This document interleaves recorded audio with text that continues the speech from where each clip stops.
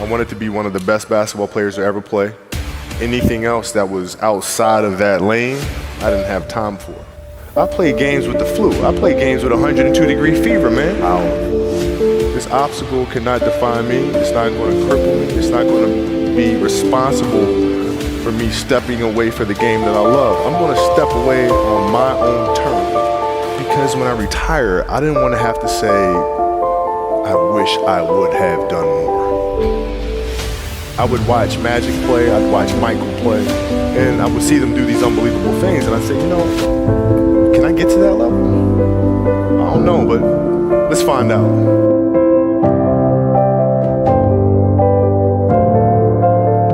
Who would Shaq be if he had your work ethic? He'd be the greatest of all time. If Shaq had your work ethic, he'd be the greatest of all time. Greatest of all time by a mile. Sure. He'd be the first to tell you that, for sure. I mean, this guy was a force like I have never seen. I mean, it was crazy. You know, a guy at that size, generally guys at that size are a little timid and they don't want to be tall. They don't want to be big. And this dude he did not care. He was mean. He was nasty. He was competitive. He was vindictive. I mean, I wish he was in the gym. I would have had 12 rings. Yeah, because listen, I don't deal with people that don't commit at that level, but then act as if they do. I don't deal with that. I don't. You know, he would say, okay, Kobe's not throwing me the ball. And the media would take it and run with it and all sorts of stuff. I'm like, well, bro, if you were in shape, by the time I run down on a fast break and run back and then run down, you're still coming down the first time, bro. Like, what the hell do you want me to do? Right? So a lot of our contention came from that. And even though he was older, you were still confronting him. You didn't care. Oh, I didn't care, man. From listen, day one, bro. From day one. I knew for sure. Rick Fox, my teammates, they all thought I was absolutely crazy the day me and Shaq got in a fist fight. After that day, they were like, okay, Kobe, you're certifiable. Fist fight. Oh, I'm not backing down. Listen, ain't no way. You know, there's a level of respect, and for Shaq too, by the way. And I know he's told me that day was a big turning point for him because it was like, you know, he's generally used to talking trash and saying what he wants and nobody really stepping up and challenging him on that. And when he saw me challenge him on that, he was like, this kid's crazy. All right, I can win with that.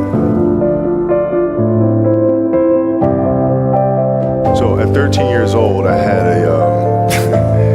a kill list. And so, you know, they used to do these rankings. It was Street and Smith basketball rankings. And I was nowhere to be found because I was like 6'4", scrawny, like 160 pounds soaking wet. So I was like 57 on the list. And so I will look at 56, 55, all the way up to number 1, who these players are, what club teams they played for. So when we go on an AAU travel circuit, I gotta hunt them down, right? And so that became my mission in high school, is to check off every other person, all those 56 other names, hunt them down and knock them down. So like at 13 years old, I played the longer game because my game wasn't about being better than you at 13. It was to be better than you when the chips are really on the line. So when we played at 13, I would size you up and see what your strengths and weaknesses are. How do you approach the game? Are you silly about it? Are you goofy about it? Are you good at it just because you're bigger and stronger than everybody else? Or you actually thought and skill that you put into it?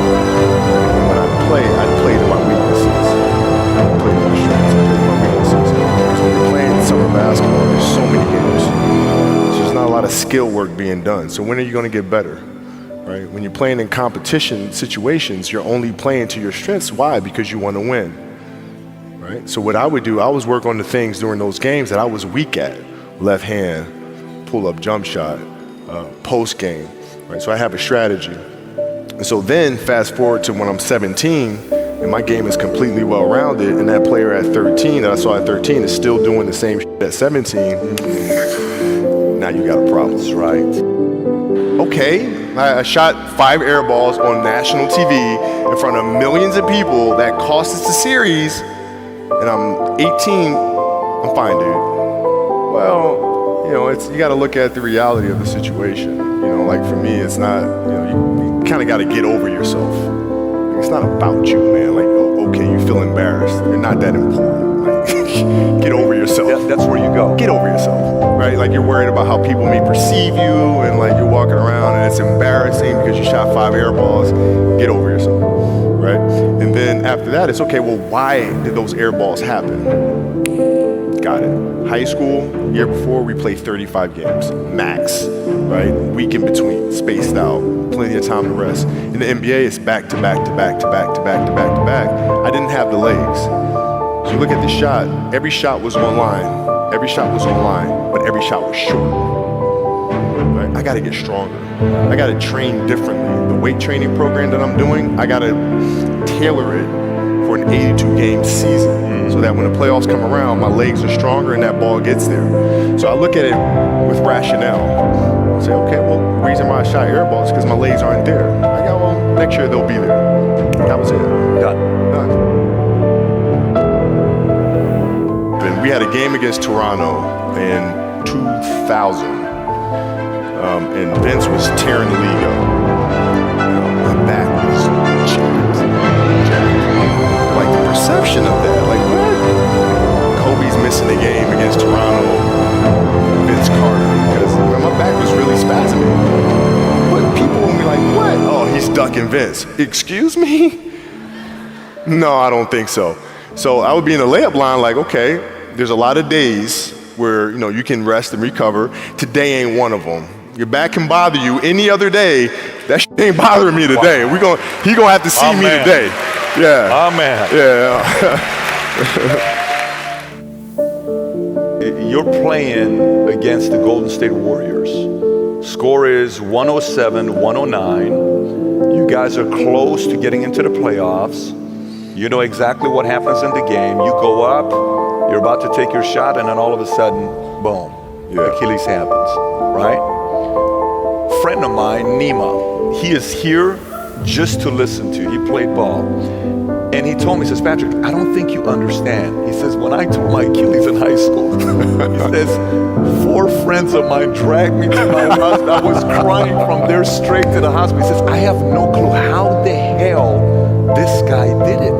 He went and hit the free throws, and then you walked off the stage. Yeah. And then you got the surgery done. Yeah. How the hell do you tolerate that kind of pain? You know, I use this. I tell this example, and I think this is the best way to explain it. You know, you have a hamstring injury, you pull your hamstring really, really badly. You can barely walk, right? Let alone play anything, soccer, basketball, volleyball, whatever it is. You can't do anything. You're at home, all of a sudden a fire breaks out in the home. Your kids are upstairs, wife is wherever she may be, you know, it's going down. Right? I'm willing to bet that you're going to forget about your hamstring. You're going to sprint upstairs. You're going to grab your kids. You're going to make sure your wife's good. You're getting out of that house. The lives of your family are more important than the injury of your hamstring. And so when the game is more important than the injury itself, you feel it. But you go to the body. And then one of the reporters comes up to you and he says to you, Kobe, are you convinced that they told you it's probably torn Achilles? They're going to do an MRI. Are you pretty convinced that's what it is? And your answer is yeah. Then one of the reporters says, but if anyone is going to get through this, it's probably you, right? You put your head down and you say, oh man. Dude, wow. Achilles were like the kiss of death for athletes. Like, yes. I don't know if I can do this. I don't know. There's so many factors. There's the surgery that has to take place. The surgery has to go well, right? And then just, it's a tendon. I'm not dealing with anything that's muscular or things that I can control. I can't control a tendon. You know what I'm saying? So like, I don't know. And then thinking about what that process of recovery is going to look like. It's a long one. Do I want to do that shit? I don't know if I want to do it. I don't know. So that was the hardest part.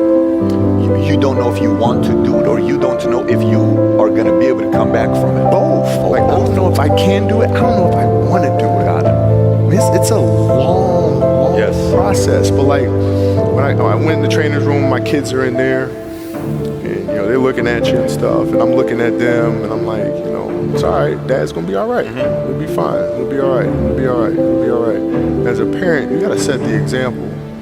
You gotta set the example. This is another obstacle. This obstacle cannot define me. It's not going to cripple me. It's not going to be responsible for me stepping away from the game that I love. I'm going to step away on my own terms. And that's when the decision was made that, you know what? I'm doing it. I'm doing it. Good for you.